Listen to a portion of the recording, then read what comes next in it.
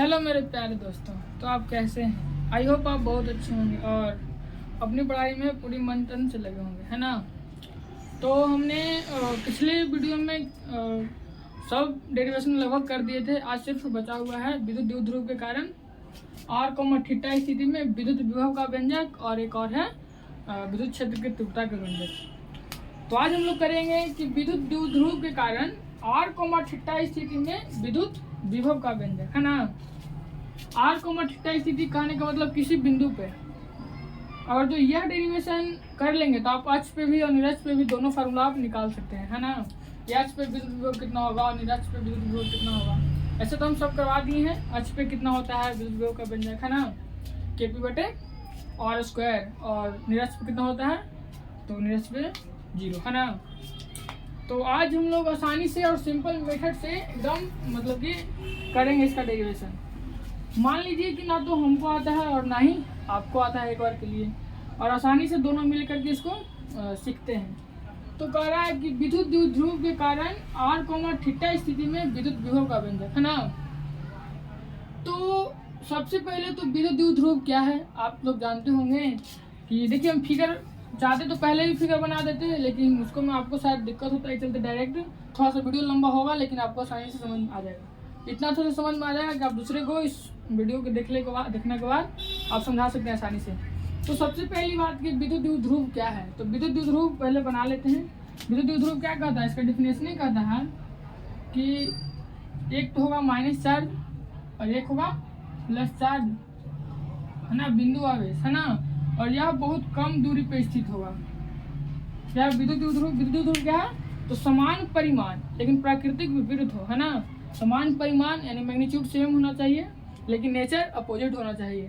समान परिमाण एवं विपरीत प्रकृति के दो बिंदु आवेश एक दूसरे के काफी एकदम नजदीक हो तो उसको हम कहते हैं विद्युत द्विध्रुव। मान लेते हैं कि इसका और इसका बीच की दूरी है, एक बार के लिए मान लेते हैं कि जो माइनस क्यूब चार्ज है और प्लस क्यूब चार्ज है, इसका जो बीच की दूरी है 2D है। तो बताइए इसका यहाँ पे होगा सेंटर मान लीजिए कुछ वो होगा, तो अगर सेंटर से ये दोनों डी लिख सकते हैं क्योंकि सेंटर से आधा ही होता है, तो यहाँ से दूरी हो जाएगा D और इसका दूरी हो जाएगा D। हमको विद्युत विभव ना तो अक्ष पे निकाले कह रहा है और ना ही निरक्ष पे, तो कहीं पे बिंदु मान लेते हैं एक बार के लिए कि यहाँ पे हमको निकालना है, ना तो अक्ष पे है और ना ही निरक्ष पे है, दोनों पे है। तो मान लीजिए कि वहाँ पे हमको विद्युत विभव निकालना है, तो विद्युत विभव का आप जरा देखिए सूत्र, विद्युत विभव क्या होता है KQ बटे R, है ना। और जब हमको विद्युत विभव निकालना है तो हमको आवेश तो चाहिए ही चाहिए और दूरी चाहिए। क्योंकि हमको दूरी अभी मालूम नहीं है, तो दूरी यहाँ से जो मान लीजिए P बिंदु पे निकालना है ना, तो P बिंदु की दोनों आवेश से दूरी निकालेंगे सबसे पहले। तो हम इस आवेश से इस P बिंदु को मिला देते हैं, है ना, और इस आवेश से हम P बिंदु को मिला देते हैं ना, प्लस क्यूब चार्ज से भी और माइनस क्यूब चार्ज से। हमको मान लीजिए कि जो दूरी है उसको निकालना है R दूरी पर विद्युत विभव P बिंदु, है ना। इसको मान लेते हैं बार के लिए यह R दूरी पर है, ठीक है, और इसको इस प्रकार से मिला देते हैं। हमको लगता है कि आपको यहाँ तक फिगर, और कह रहा है थीटा कोण के साथ, है ना, तो मान लीजिए कि थीटा कोण के साथ कुछ झुका होगा, ठीक है। अब हमने फिगर लगभग बना ही दिए। अच्छा, अब सबसे पहली बात देखा जाए कि माइनस क्यूब से P बिंदु के बीच की दूरी अभी तो नहीं है कुछ मालूम, एक बार के लिए मान लेते हैं कि यह R1 है ना, और प्लस क्यूब चार्ज से P बिंदु के बीच की दूरी R2 है। क्योंकि दूरी के बिना हमको मतलब कि डिसाइड है विद्युत विभव तो हम निकाल ही नहीं सकते कि कितना दूरी पर निकालना है ना। हम चाहते हैं कि यह जो O है ना, इसको थोड़ा सा O बिंदु को हम कुछ और बढ़ाएं, पीछे करें। तो आप देखिएगा यहाँ से हम थोड़ा सा इमेजिनरी बढ़ा देते हैं और फिर दोनों पे हम लंब डाल देते हैं। एक बार के लिए ये माइनस चार्ज से इस पर लंब डाल देंगे और प्लस चार्ज से लंब डाल देंगे। क्यों लंब डाल देंगे, ताकि हमको दूरी आसानी से निकल जाएगा। तो मान लीजिए कि आप A बिंदु है यहाँ पे, है ना, ये मान लीजिए B बिंदु है। फिगर अगर तो आप समझ जाएंगे सही से, तो डेरिवेशन तो सबसे सिंपल है ना। यहाँ तक समझ गए होंगे। अब हम नाम कुछ दे देते हैं इसका। मान लीजिए कि यहाँ जो लंब दिया उसका नाम है M, और इसको ले लीजिए N 90 डिग्री पे है। अब बात रहा कि यह थीटा है, तो यह भी क्या होगा थीटा, है ना। अच्छा, अब हम चाहते हैं कि इसका मान निकालें। यह थीटा डी है ना। ए ओ क्या है, ए ओ डी है, और ए एम तो कुछ अभी है ही नहीं, और हमको निकालना है एक बार के लिए ओ एम हमको निकालना है। तो ओ एम कैसे निकालेंगे, ओ एम के बीच की दूरी निकालेंगे तो ऐसे कंपोनेंट तोड़िएगा तो डायरेक्ट हो जाएगा डी कोस थीटा, है ना। निकाल के बताते हैं कैसे निकलता है।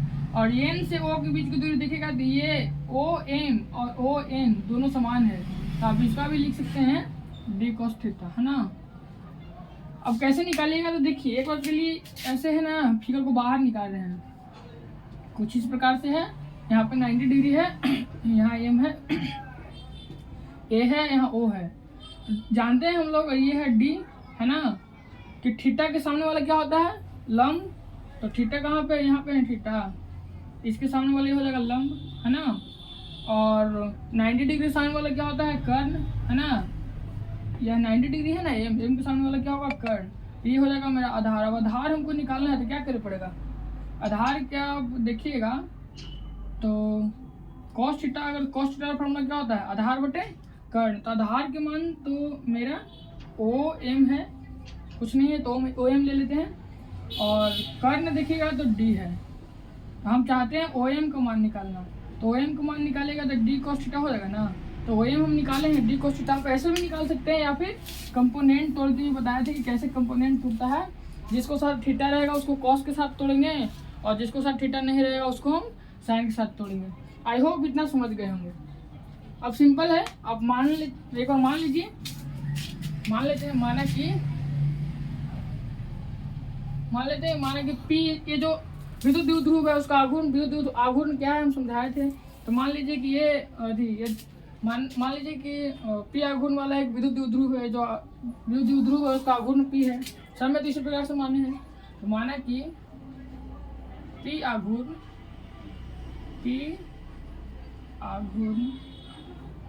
वाला एक विद्युत द्विध्रुव है ना, विद्युत द्विध्रुव, है ना, विद्युत द्विध्रुव। मान लेते हैं कि पी आघूर्ण वाला एक विद्युत द्विध्रुव है जिसके बीच की दूरी क्या है, 2d है। जिसके बीच की दूरी, बीच की जो डिस्टेंस है, बीच की दूरी क्या है, 2d है ना। जिसके r कोमा थीटा स्थिति में, है ना, r दूरी पे लिए हैं और थीटा कोण के साथ लिए हैं। जिसके केंद्र से, है ना, जिसके ओ क्या है, वो इसका केंद्र है दोनों द्विध्रुव के। जिसके केंद्र से r कोमा थीटा स्थिति में, r कोमा थीटा स्थिति में विद्युत विभव, हमको विद्युत विभव निकालना है ना, विद्युत विभव वीनेट है। मान लेते हैं एक बार के लिए, मानना है सिंपल, माना कि पी आघूर्ण वाला एक विद्युत द्विध्रुव है जिसके बीच की दूरी 2d है, जिसके केंद्र से r कोमा थीटा स्थिति में विद्युत विभव p बिंदु पे है ना। वीनेट एक बार मान लेते हैं। अच्छा बात है। अच्छा हम देखेंगे तो चूंकि यह जो ए बी है, मतलब कि माइनस चार्ज प्लस चार्ज के बीच की दूरी तो बहुत कम है, 2d, है ना। देखने में है 2d लग रहा है, बट है बहुत कम। तो अगर जो आप इस बिंदु से ये दोनों बिंदु को देखिएगा एकदम ए और एम देखिएगा तो दोनों लगेगा एकदम सिंपल, दोनों एक ही है। तो यहाँ से हम आप लिख सकते हैं जो ए पी जो क्या गया, एम पी, है ना, एम पी। यहाँ से देखिए चूंकि एम पी अप्रोक्सीमेट मतलब लगभग, ए पी है जो अप्रोक्सीमेट बराबर है, सॉरी एम पी है जो अप्रोक्सीमेट बराबर है एपी के, है ना। अब देख रहे हैं कि लग रहा है दोनों बराबर है ना, तब लगभग में आप बराबर कर सकते हैं। और ये एपी को क्या माने हैं, R1, और एपी कितना बराबर है, R1 के, है ना। तो आप इसीलिए आप R1 की मान निकालना चाहें तो आप यहाँ से देखिएगा एम ओ तो है डी कॉस थीटा, और ओ से लेकर पी तक बीच की दूरी है R, दोनों को जोड़ दीजिएगा, R ओ से पी तक और ओ से एम तक ये निकल जाएगा ना, P M, R plus D cos theta आप लिख सकते हैं। हमने यहाँ से R1 का मान निकाल दिया, है ना। अब हम चाहते हैं कि R2 का मान निकालें। तो R2 का देखिएगा, चूंकि है ना, चूंकि यह जो PB अप्रोक्सीमेट बराबर है PN के, तो आप लिख सकते हैं PN अप्रोक्सीमेट बराबर है किसका, PB के, और PB बराबर है किसका, R2 के, है ना। इसीलिए अगर तो आप R2 का मान निकालना चाहें तो R2 में क्या होगा, यहाँ से लेके ON है D cos थीटा, और T और N है क्या है, यहाँ से पूरा है, यहाँ से यहाँ तक R में से अगर जो D cos थीटा है घटा दें तो PN निकल जाएगा आसानी से। तो हम चाहते हैं कि R में से D cos थीटा को हम घटा दें, तो यहाँ से मेरा R2 का मान निकल गया। बस सिंपल है। जब R2 का मान निकल ही गया तो आप इतना स्क्रीनशॉट ले सकते हैं। आई होप इतना तो समझ ही गए होंगे। तो यहाँ हम चाहते हैं इतना, इसको मिटाते हैं। अब देखिए, अब सिंपल है, तुरंत हो जाएगा। हमने यहाँ सिर्फ R1 के में हमको चाहिए मान और R2 के, बाकी सबसे मतलब नहीं है। तो आप देखिए, हम चाहते हैं V1 का मान निकालना, यहाँ D cos थीटा है। हम चाहते हैं यहाँ से V1 का मान निकालना, V2 का मान निकालना, फिर दोनों को ऐड कर देंगे तो हमको V net निकल जाएगा। इसीलिए आप अगर जो V1 का मान निकालना चाहें तो V1 बराबर होता है KQ बटे R। KQ V1 किसके कारण है, माइनस के कारण, तो माइनस KQ बटे R। R निकालना है कितना, R plus D cos theta, R plus D cos theta. And आप V2 का मान निकालते हैं तो V2 प्लस चार्ज के कारण यहाँ से यहाँ तक है, तो V2 का आप लीजिएगा तो KQ प्लस वाला लीजिएगा चार्ज, और R लीजिएगा माइनस वाला, R minus D cos theta, है ना। इतना तो कुछ समझ ही गए होंगे। अब इसको हम मिटा देते हैं। अब हमको निकालना है क्या, V net। तो देखिएगा, क्योंकि V net बराबर क्या होता है, V1 plus V2, V1 plus V2।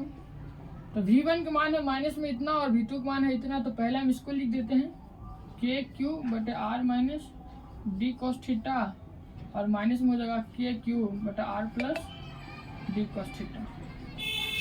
अब हम चाहते हैं कि KQ दोनों में से समान है, तो हम कॉमन ले लें, और कॉमन ले लें तो बच जाएगा जाकर के R माइनस 1 बटा R minus D cos theta, minus का 1 बटे R plus D cos theta. अब देखिए, KQ तो हमने कॉमन ले लिए हैं, अब दोनों का एलसीएम लेंगे तो अलग अलग है तो गुना हो जाएगा, तो गुना हो जाएगा तो फार्मूला लग जाएगा A minus B into A plus B, A square minus B square.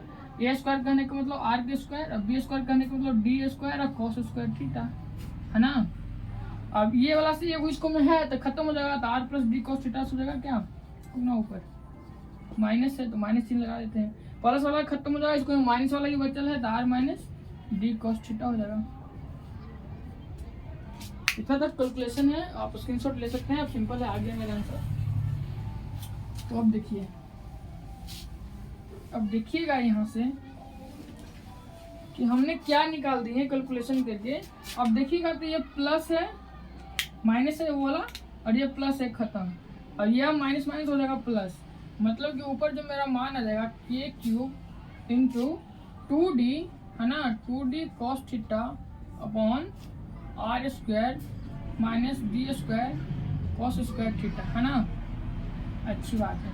अच्छा, चूँकि हम लोग जानते हैं यहाँ पे है क्या, यहाँ पे R स्क्वायर का जो मान है ना, ये वाला R, यह D से 2D से बहुत बहुत बहुत बड़ा है, तो आप यहाँ से लिख सकते हैं चूँकि R का मान बहुत बहुत बहुत बड़ा है, किससे, तो 2D से, है ना, आप ले सकते हैं। इसीलिए R स्क्वायर अप्रोक्सीमेट बराबर हो जाएगा R स्क्वायर माइनस का D square cos square theta के। क्यों, क्योंकि बहुत बहुत बड़ा है कौन, तो R स्क्वायर, R का मान, और R स्क्वायर है और उसका स्क्वायर कर दीजिए, और फिर इसको घटाइएगा तो बहुत बहुत बड़ा में से थोड़ा सा आप घटाइएगा तो कुछ प्रभाव नहीं पड़ेगा। समुद्र है, उसको में से आप थोड़ा सा अभी पानी निकालिएगा तो उसको पता चलेगा, आप कितनी निकालेंगे तो उसमें पता ऐसे नहीं चलेगा।